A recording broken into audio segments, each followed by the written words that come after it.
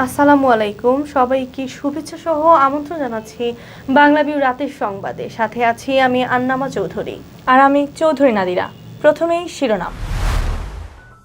সরকার নির্ধারিত মূল্যে সিলেটের কোথাও বিক্রি হচ্ছে না আলু। খুচরা বাজারে এখনো হাফ সেঞ্চুরিতে আটকে আছে দাম। অসুস্থ হয়ে হাসপাতালে চিকিৎসা নিয়েছেন সিলেট সিটি কর্পোরেশনের মেয়র আরিফুল হক চৌধুরী। 4 ঘন্টা পর ফিরেছেন বাসায়। সিলেট সিটি কর্পোরেশনের কর্মকর্তাদের সাথে ঢাকাস্থ পাকিস্তানের হাই কমিশনারের সৌজন্য সাক্ষাৎ। করোনা কালেও বেপরোয়া ছিলেন বন্দরবাজার ফাঁড়ির বরখাস্ত হওয়া ইনচার্জ SI আকবর হোসেন। ভয় দেখিয়ে হকার্স মার্কেটের ব্যবসায়ীদের কাছ থেকে আদায় করতেন টাকা। আমার শহরে আমার রাইড স্লোগানে সিলেটে যাত্রা শুরু করলো শার্ট ড্রাইভ। সর্বোচ্চ যাত্রী সেবার অঙ্গীকার। করোনায় গেল 24 ঘন্টায় সারা দেশে আরো 23 জনের মৃত্যু। নতুন আক্রান্ত শনাক্ত 1200। সিলেটে 29 জন আক্রান্ত শনাক্তের দিনে সুস্থ হলেন 21 জন। কেউ মারা না যাওয়ায় স্বস্তি। রায়হানের পরিবারের পাশে নবাব সলিমুল্লাহ ট্রাস্টের চেয়ারম্যান আলী হাসান আসগরি। নিয়ে বিচার পেতে সহযোগিতার আশ্বাস। ধর্ষণ ও নারী নির্যাতনের বিরুদ্ধে দেশব্যাপী সমাবেশ করেছে পুলিশ। অপরাধ নির্মূলে পুলিশ জনতার ঐক্যের আহ্বান। এতক্ষণ শুনছিলেন শিরোনাম, এবারে বিস্তারিত। সরকার নির্ধারিত মূল্যে সিলেটের কোথাও বিক্রি হচ্ছে না আলু। পাইকারি বাজারে সরকারের নির্ধারিত দামের চেয়ে 5 টাকা দামে বিক্রি হচ্ছে আলু। আর খুচরা বাজারে এখনও হাফ সেঞ্চুরিতে আটকে আছে প্রতি কেজি আলুর দাম। বেশি মূল্যে বিক্রির কারণ হিসেবে ব্যবসায়ীরা বলছেন রক্ষণাবেক্ষণের সুবিধা না থাকা এবং বিক্রির জন্য সংগ্রহ করতে খরচ বেশি হওয়ায় তারা বাড়াতে বাধ্য হচ্ছেন। শনিবার সিলেট নগরীর পাইকারি এবং খোলা বাজারে ঘুরে দেখা গেছে কোথাও সরকার নির্ধারিত মূল্যে আলু বিক্রি হচ্ছে না। সরকারের আলুর মূল্য প্রতি কেজি 30 টাকা করে নির্ধারণ করে দিলেও পাইকারি ও খুচরা বাজারে তা মানা হচ্ছে না। সিলেট নগরীর কালীঘাট বাজারে পাইকারি পর্যায়ে আলু বিক্রি হচ্ছে 32 থেকে 38 টাকায়, যা সরকার নির্ধারিত মূল্যের চেয়ে 5 টাকা বেশি। পাইকারি পর্যায়ে আলুর মূল্য বেশি রাখার বিষয়ে ব্যবসায়ীরা জানিয়েছেন সিলেটে ভোক্তাদের জন্য আলু রক্ষণাবেক্ষণের সুবিধার্থে কোল্ড স্টোরেজ ব্যবস্থা নেই, ফলে আলু লম্বা সময় রেখে বিক্রি করা যায় না। তাছাড়া বিক্রির জন্য দেশের বিভিন্ন প্রান্ত থেকে আলু সংগ্রহ করা হয়ে থাকে। অন্য অঞ্চল থেকে এসব আলু একটু বেশি দামেই সংগ্রহ করা হয়ে থাকে, ফলে সরকারের নির্ধারণ করা দেয়া মূল্যে মানা সম্ভব হয় না। আলু আজকে আপনার 30 টাকা মুন্সিগঞ্জি, আর রাজশাহী হইলো 43-44 টাকা রাজশাহী। ভাই জায়গা তো কিনা বেশি আছেন তার মনে ব্যাপারই হইতে। আর এখন তো সবার আলু ব্যস্ত, দাম সরকারিও রেট কমাই দিছে 30 টাকা বেচবার লাগে। আর তারাও কিছু কথা কোনা 30 টাকা বেচা লাগে। তারা এক গাড়ি মাল বেচলে আপনার 1,80,000 থেকে 2 লক্ষ টাকা লোকসান তার ব্যাপারই হইতে। অন্যদিকে কালীঘাট থেকে কিনে আনা আলু 45 থেকে 50 টাকা কেজিতে বিক্রি করছেন খুচরো ব্যবসায়ীরা। বাজারের কোথাও সরকারের বেঁধে দেওয়া মূল্যে আলু বিক্রি হচ্ছে না। আগে মনে হয় আলু 28 টাকা 27 টাকা আসেন, মাঝখানে আলুর রেট বাড়ছে 38 টাকা 40 টাকা আমরা কিনছি, 42 টাকা 43 টাকা বেচি। আবার বাড়লো আপনার 50 টাকা কিলো, আমরা বেচি 52-53 টাকা। এখন আবার আলুর রেট কিছু কমছে, এখন মনে করুন 38 টাকা রাজশাহী আর মুন্সিগঞ্জি বিকের 35 টাকা। আমরা খোলা মার্কেট বেচলাম 40 টাকা রাজশাহী আর মুন্সিগঞ্জি বেচলাম 37 টাকা। আলুর দাম অস্বাভাবিক বৃদ্ধির ফলে সবচেয়ে বেশি বিপাকে পড়েছেন নিম্ন আয়ের ক্রেতারা। আলুর দাম নির্ধারণে সরকারকে কঠোর নজরদারির দাবি তাদের। এইসব দাম তো বাড়াই, এই তো আমরা গরিব মেশা খাইতেও পারি না।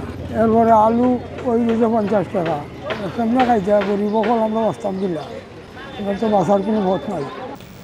অসুস্থ হয়ে হাসপাতালে চিকিৎসা নিয়েছেন সিলেট সিটি কর্পোরেশনের মেয়র আরিফুল হক চৌধুরী। বুকে ব্যথা অনুভব করায় শনিবার সকাল 9:30টায় তিনি নগরীর দরগা গেটস্থ নূরজাহান হাসপাতালে ভর্তি হন। হাসপাতালে ভর্তি হওয়ার পর চিকিৎসকদের পরামর্শে তার ইসিজি ও ইকো সহ কয়েকটি পরীক্ষা করানো হয়। কিছুটা সুস্থ বোধ করায় বেলা 1:30টার দিকে তিনি বাসায় চলে আসেন। চিকিৎসকরা তাকে কয়েকদিন বাসায় বিশ্রাম নেওয়ার পরামর্শ দিয়েছেন বলে জানিয়েছেন সিটি কর্পোরেশনের প্রধান স্বাস্থ্য কর্মকর্তা ডাক্তার জাহিদুল ইসলাম সুমন। সিলেট সিটি কর্পোরেশনের কর্মকর্তাদের সাথে সৌজন্য সাক্ষাৎ করেছেন ঢাকাস্থ পাকিস্তানের high commissioner Imran Ahmed Siddiqui.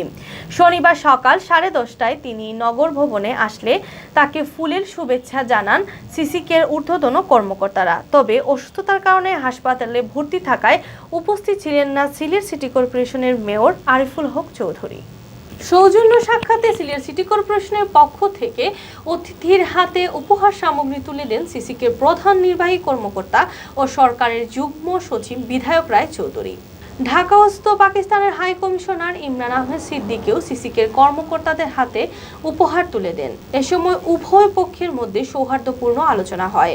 High commissioner Imran Ahmed Siddiqui mayor Ariful Haque চৌধুরীর অসুস্থতার খোঁজখবর নেন এবং দ্রুত সুস্থতা কামনা করেন। এ সময় উপস্থিত ছিলেন ঢাকাস্থ পাকিস্তানি হাই কমিশনের কর্মকর্তা মোহাম্মদ কায়সার, সিসিকের সচিব ফাহিমা ইয়াসমিন, প্রধান প্রকৌশলী নূর আজিজুর রহমান, প্রধান রাজস্ব কর্মকর্তা বিজন কুমার সিংহ ও নির্বাহী প্রকৌশলী শামসুল হক পাটোয়ারি। এসআই আকবর হোসেন ভূঁইয়া টাকার খনি হিসাবে খ্যাত সিলেটের বন্দরবাজার পুলিশ ফাঁড়িতে ইনচার্জ হিসেবে আসেন 1 বছর 2 মাস আগে। এই 14 মাসে নিজ এলাকায় নামে বেনামে অনেক জায়গা কিনেছেন আকবর, করেছেন মোটা তাজা ব্যাংক ব্যালেন্সও। 12 অক্টোবর তার ফাঁড়িতে নির্মমভাবে নির্যাতনের ফলে আখালিয়া এলাকার যুবক রায়হানের মৃত্যুর পরই একে একে বেরিয়ে আসতে থাকে আকবরের টাকায় কুমির হয়ে ওঠার অজানা গল্পগুলো। এতদিন আকবরের ভয়ে তটস্থ থাকলেও তার পলায়নের পর থেকে মুখ খুলতে শুরু করেন হয়রানি ও নির্যাতনের শিকার অনেক মানুষ। এরই ধারাবাহিকতায় নগরীর লালদিঘি পুরাতন হকার্স মার্কেটের কয়েকজন ব্যবসায়ী জানান করোনাকালে এসআই আকবরের জুলুম, নির্যাতন ও চাঁদাবাজির কথা। হাসান আহমেদ চৌধুরী নামের এক ব্যবসায়ী জানান লালদিঘির হকার্স মার্কেটের নাফিসা অ্যান্ড তাইবা শাড়িঘর নামে তার কাপড়ের দোকান রয়েছে। করোনা পরিস্থিতিতে লকডাউন চলাকালীন তিনি তার ছোট ভাইকে দোকানের মালামাল মুছে ঠিকঠাক করে রাখতে একদিন দোকানে পাঠান।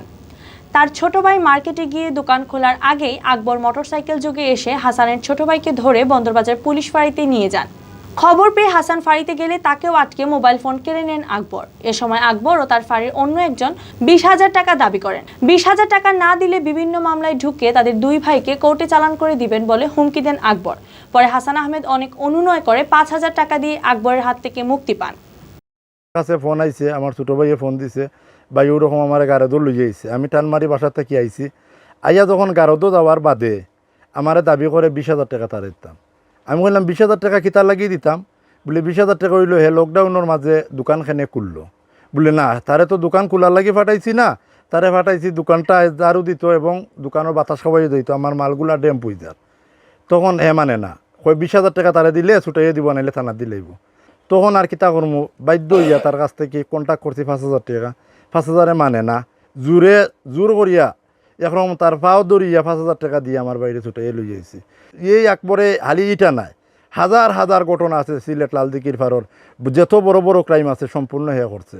লালদিঘির পার পুরাতন হকার্স মার্কেটের 4 নং গলির দোকান সিয়াম কালেকশনের স্বত্বাধিকারী এনামুল হক বলেন, এ মার্কেটের প্রায় সব ব্যবসায়ীকে শুধু করোনাকালীন সময়েও এএসআই আকবরকে টাকা দিয়ে দোকান খুলতে হতো। এ মার্কেটের ব্যবসায়ীদের কাছ থেকে আকবর নিজে গিয়ে চাঁদা তুলতেন। পুরো লালদিঘি হকার্স মার্কেটের ব্যবসায়ীদের কাছে এক মূর্তিমান ত্রাস ছিলেন খুনের অভিযোগে অভিযুক্ত হয়ে পলাতক পুলিশ কর্মকর্তা আকবর।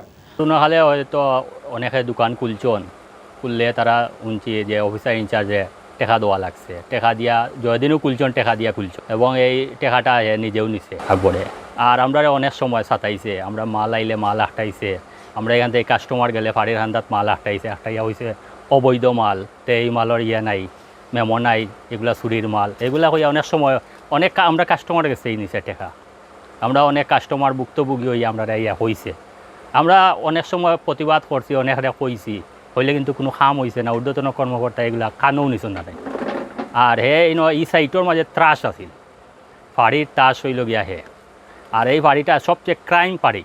সিলেটের মাঝে যত ফাড়ি আছে সবচেয়ে বন্দরবাজার হইল ক্রাইম ফাড়ি। উল্লেখ্য, গত রোববার রায়হান আহমদ নামের এক যুবক নিহতের ঘটনার পর পুলিশের বিরুদ্ধে বন্দরবাজার ফাঁড়িতে আটকে রেখে নির্যাতনের অভিযোগ ওঠে। রায়হান উদ্দিন সিলেট নগরীর আখালিয়া নেহারিপাড়ায় মৃত রফিকুল ইসলামের ছেলে। আমার শহরে আমার রাইড স্লোগানে সিলেটে যাত্রা শুরু করলো শাহ ড্রাইভ। শনিবার সকাল 10টায় নগরীর তালতলায় এক অনুষ্ঠানের মাধ্যমে শাহ ড্রাইভের আনুষ্ঠানিক উদ্বোধন করেন প্রধান অতিথি সিলেট জেলা আওয়ামী লীগের সাধারণ সম্পাদক অ্যাডভোকেট নাসির উদ্দিন খান। বিশেষ অতিথি হিসেবে উপস্থিত ছিলেন সিলেট জেলা প্রেস ক্লাবের সাধারণ সম্পাদক শাহ দিদার আলম চৌধুরী নোবেল, এনটিভি ইউরোপের সিলেট জেলা প্রতিনিধি সাজলুল লস্কর, ট্রাফিক বিভাগের ইন্সপেক্টর হাবিবুর রহমান ও সিলেট মেট্রোপলিটনের ট্রাফিক ইনচার্জ আবু বক্কর শাওন। শাহ গ্লোবালের কর্মকর্তাদের মধ্যে উপস্থিত ছিলেন ব্যবস্থাপনা পরিচালক Habib Mia, head of operation Bhanu Lal Das, finance controller Hasan Mohammad Golam Kibria, operation manager Torab Ali, assistant manager Swarup Krishna Saha, marketing head of Raktim Mahmud, assistant manager Jalal Ahmed. Corona ভাইরাসে আক্রান্ত হয়ে গেল 24 ঘন্টায় সারা দেশে আরও 23 জন মারা গেছেন। এর মধ্যে পুরুষ 18 জন ও নারী 5 জন। সবাই মারা গেছেন হাসপাতালে। এ নিয়ে ভাইরাসটিতে মোট মৃতের সংখ্যা বেড়ে দাঁড়ালো 5646 জনে। শনিবার বিকেলে স্বাস্থ্য অধিদপ্তরের অতিরিক্ত মহাপরিচালক অধ্যাপক ডাক্তার নাসিমা সুলতানা স্বাক্ষরিত করোনা ভাইরাস বিষয়ক সংবাদ বিজ্ঞপ্তিতে এ তথ্য জানানো হয়। করোনা শনাক্তে গেল 24 ঘন্টায় 110টি পরীক্ষাগারে 11,012টি নমুনা সংগ্রহ করা হয়। আগের কয়েকটি মিলিয়ে পরীক্ষা করা হয় 11,573টি নমুনা। নমুনা পরীক্ষার সংখ্যা 21,51,702টি। নমুনা পরীক্ষায় রোগী শনাক্ত হয়েছেন আরও 1,209 জন। ফলে দেশে মোট শনাক্ত রোগীর সংখ্যা দাঁড়ালো 3,87,295 জনে। বিজ্ঞপ্তিতে বলা হয় গেল 24 ঘন্টায় সুস্থ হয়েছেন 1,560 জন। এ নিয়ে মোট সুস্থতার সংখ্যা দাঁড়ালো 3,02,298 জনে। 24 ঘন্টায় নমুনা পরীক্ষার তুলনায় রোগী শনাক্তের হার 10.45% এবং এ পর্যন্ত নমুনা পরীক্ষার তুলনায় রোগী শনাক্তের হার 18%। রোগী শনাক্তের তুলনায় সুস্থতার হার 78.05 এবং মৃত্যুর হার 1.46%। সিলেট বিভাগে একদিনে করোনা রোগী শনাক্ত হয়েছেন আরও 29 জন, আর একই সময়ে সুস্থ হয়েছেন 21 জন। সুস্থ হওয়ার চেয়ে আক্রান্তের শনাক্তের সংখ্যা কিছুটা বেশি হলেও স্বস্তির খবর হচ্ছে গেল 24 ঘন্টায় সিলেট বিভাগে আক্রান্ত হয়ে কেউ মারা যাননি। শুক্রবার রাতে উসমানী মেডিকেল কলেজ ও শাহজালাল বিশ্ববিদ্যালয়ের ল্যাবে নমুনা পরীক্ষায় করোনা শনাক্ত হওয়া 29 জন সহ সিলেট বিভাগে আক্রান্তের সংখ্যা দাঁড়িয়েছে 13,178 জন। এর মধ্যে সিলেট জেলায় 7,253 জন, সুনামগঞ্জে 2,378 জন, হবিগঞ্জে 1,787 জন ও মৌলভীবাজার জেলায় 1,760 জন। অপরদিকে গেল 24 ঘন্টা বিভাগে করোনা থেকে সুস্থ হয়েছেন 21 জন। তারা সবাই সিলেট জেলার বাসিন্দা। এই 21 জনকে নিয়ে সিলেট বিভাগে করোনা মুক্ত হলেন 11,530 জন। এর মধ্যে সিলেটে 6,132 জন, সুনামগঞ্জে 2,271 জন, হবিগঞ্জে 1,501 জন ও মৌলভীবাজার জেলায় 1,626 জন। সিলেট অঞ্চলে করোনা আক্রান্ত হয়ে হাসপাতালে শনিবার সকাল 8টা পর্যন্ত ভর্তি ছিলেন 62 জন। এর মধ্যে সিলেটের 55 জন, সুনামগঞ্জের 2 জন, হবিগঞ্জের 4 ও মৌলভীবাজারের 1 জন। সিলেট বিভাগে করোনা ভাইরাসে গেল 24 ঘন্টায় কেউ মারা যাননি, তাই বিভাগে মৃতের সংখ্যা 225ই আছে। সিলেটে পুলিশি নির্যাতনে নিহত রায়হান আহমেদের পরিবারকে দেখতে গিয়েছেন স্যার সলিমুল্লাহ ট্রাস্টি বোর্ডের চেয়ারম্যান ও নবাব সলিমুল্লাহর নাতি আলী আহসান আসগারে। শুক্রবার বাদ জুম্মা রায়হানের আখালিয়ার বাসায় গিয়ে রায়হানের পরিবারকে সান্ত্বনা দেন তিনি।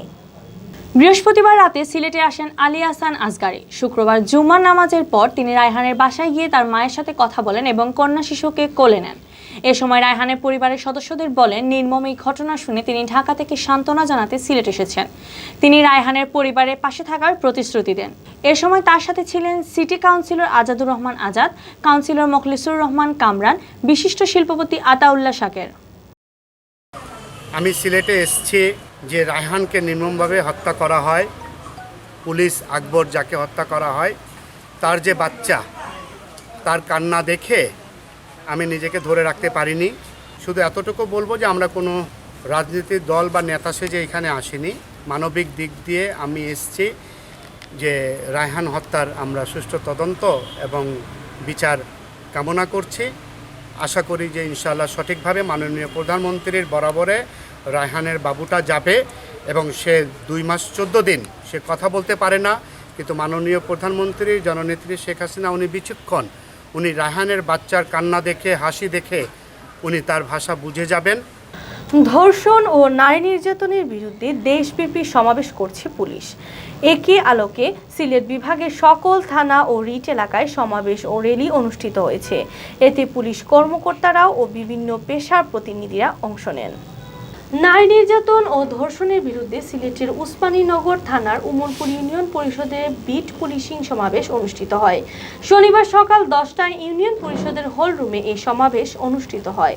উমরপুর ইউনিয়ন পরিষদের চেয়ারম্যান গুলাম কিবরিয়ার সভাপতিত্বে ও সচিব মার্তিনন্দন ধামের পরিচালনায় প্রধান অতিথির বক্তব্য রাখেন উপজেলা আওয়ামী লীগের সাধারণ সম্পাদক আফজালুর রহমান চৌধুরী নাজিলু। বিশেষ অতিথি ছিলেন বিট পুলিশ অফিসার আমিনুল হক, মিল্টন দে, বিলাস দেবনাথ, যুবলীগের ভারপ্রাপ্ত সভাপতি ইকবাল আহমেদ সহ আরো অনেকে। এতক্ষণ শুনছিলেন বাংলা ভিউ রাতের সংবাদ। সাথে থাকার জন্য ধন্যবাদ।